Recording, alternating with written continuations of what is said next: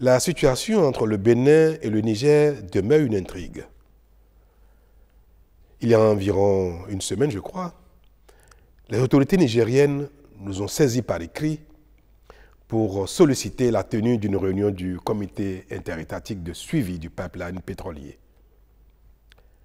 Elles ont proposé que la réunion se tienne au Niger.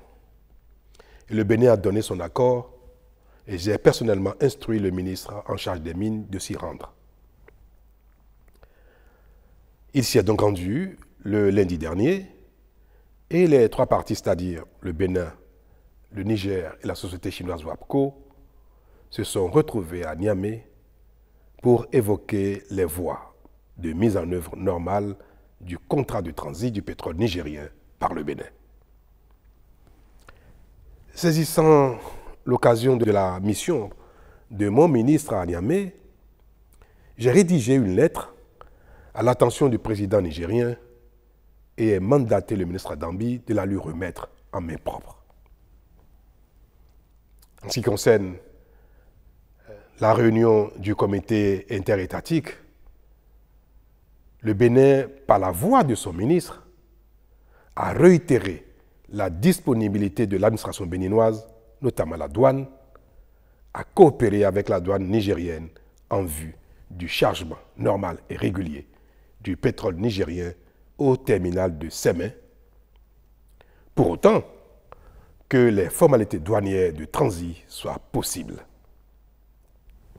Je rappelle que les formalités douanières de transit ne sont possibles que si le passage des biens par les frontières est permis. Autrement dit, si les frontières ne sont pas ouvertes pour le passage formel du pétrole, les formalités douanières permettant son transit par le territoire du Bénin ne sont techniquement pas possibles.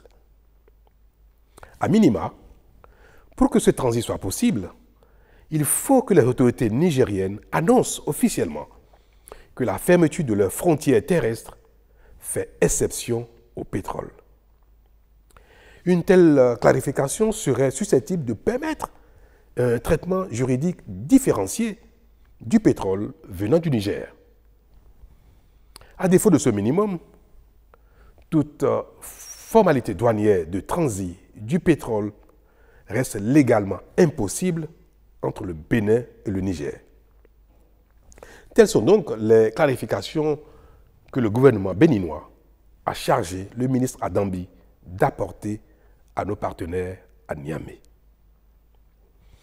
Mais selon le compte rendu qu'il m'a fait hier à son retour, le ministre Adambi, il ressort que la partie nigérienne présente à la dite rencontre n'a apporté aucune réponse à nos préoccupations et attend ou attendrait de recevoir les instructions de ses plus hautes autorités.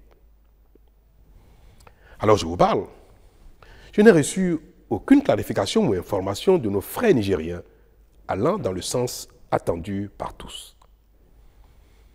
Mieux, le président Tiani n'a pas reçu le ministre Adambi, que j'ai pourtant expressément chargé de lui remettre ma lettre d'apaisement et d'invite au rétablissement de la fraternité et de la libre circulation des personnes et des biens entre le Niger et le Bénin.